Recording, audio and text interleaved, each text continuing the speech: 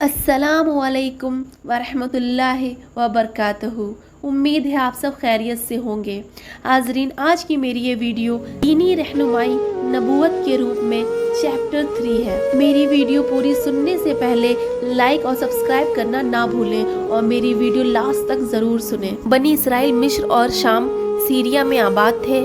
उनके बिगाड़ के हालात एक तरफ ये थे, दूसरी तरफ दुनिया के मुख्तलिफ हिस्सों में जो कौमें आबाद थीं, वहाँ भी अल्लाह सुब्हानु ताला को छोड़कर या उसके साथ दूसरे बहुत से माबूद बना लिए गए थे और उनमें भी नई नई तरह की बुराइयां फैल गई थीं। और ये सब कौमें शिर्क, कुफ्र, जुल्म और अखलाकी बिगाड़ में डूब गईं। तो अल्लाह सुब्हानु ताला को बहुत नाखुशी हुई और उसने कुछ समय के लिए नबियों को भेजने का सिलसिला रोक दिया और शायद यह देखना चाहा कि इंसान अपने आप को नफ्स परस्ती और जानवरों जैसी ज़िंदगी को मनमाने तरीके से गुजारने में कहाँ तक जाता है।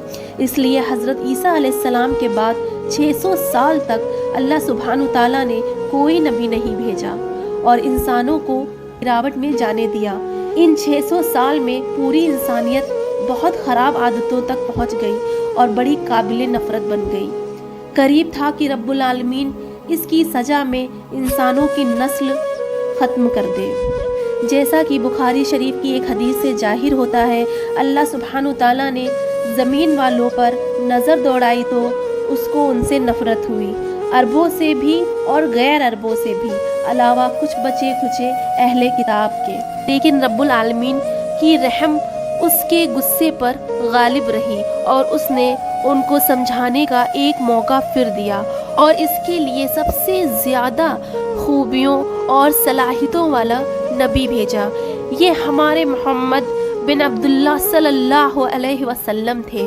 उनके मबूस किए जाने का इशारा पिछले नबियों पर उतारी जाने वाली आसमानी किताबों जैसे तौरेत और इंजील में भी पहले से ही कर दिया गया था कि सब नबियों की उम्मतों के बाद सारी दुनिया में जब बुराइयां बहुत बढ़ जाएंगी और इंसानों की अखलाकी और दीनी सतह बहुत गिर जाएगी और अल्लाह सुब्हानु ताला की नाफरमानी आखिरी दर्जे पर हो जाएगी, तो इंसानों के सुधार के लिए आखिरी बार और ज़्यादा मुकम्मल शिफात सारी खूबियों वाला नबी भेजा जाएगा।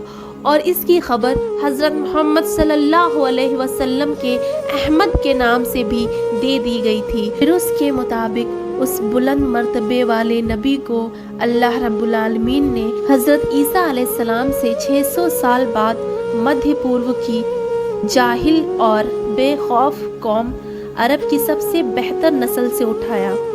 ये कौम अरब द्वीप की सख्त दुश्वार गुजार सरजमीन में महदूद इस तरह दूसरी कौमों के असर और शहरी खराबियों से महफूज थी। उनमें शरीयत नहीं थी लेकिन कुदरती हालत में थे। उनके दिल व दिमाग दूसरी कौमों के असरात से खाली थे और बड़ी जिम्मेदारियों के उठाने के लायक थे। उनको सिर्फ अरबों का ही नहीं बल्कि सारी दुनिया की हिदायत की जिम्मेदारी सौंपने का फैसला किया गया। आप सल्लल्लाहु अलैहि वसल्लम ने इस जिम्मेदारी को फ़िक्र व तवज्जो और मेहनत से अंजाम दिया, जिससे हालात में ज़बरदस्त सुधार आया और इस तरह पूरी इंसानियत जो सारी की सारी अपने खालिक पैदा करने वाले और मालिक अल्लाह सुब्हानु ताला के नाराज़ होने पर अज़ाब इलाही का शिकार हो सकती थी, बच गई और इंसानियत की तारीख़ में एक नया दौर शुरू हुआ और एक ऐसा इंसानी माशरा वजूद में आया जो नमूने का और इंसानों की रहबरी की खिदमत अंजाम देने की सलाहियत रखने वाला बना और दुनिया तबाह होने से बच गई। हज़रत मोहम्मद सल्लल्लाहु अलैहि वसल्लम को ऐसी खुसूसियात, काबिलियत और शिफात दी गई कि वो सारी जहानों के लिए रहमत साबित हुए। आप सल्लल्लाहु अलैहि वसल्लम ने अपने परवरदिगार के हुक्म के मुताबिक हैरत अंगेज़ इल्म और मुनासिब इक़दामात से काम लिया और अल्लाह सुब्हानु ताला ने ख़ास तरह से मदद की, जिसकी वजह से कम समय में तारीख़ इनकलाब आ गया जो अरब से शुरू होकर सारी दुनिया में पहुंचा। इंसानों की वो ज़िंदगी जिसको अल्लाह ने नापसंद किया था और जिससे नफ़रत ज़ाहिर की थी, वो ज़िंदगी बदल कर इतनी अच्छी ज़िंदगी हो गई कि अल्लाह सुब्हानु ताला उस ज़िंदगी से इतना खुश हो गया। और ऐसे लोगों के लिए जिन्होंने एक अल्लाह की बंदगी की मिसाल कायम कर दी, ये फरमाया अल्लाह उनसे राज़ी हुआ और वो अल्लाह से राज़ी हुए।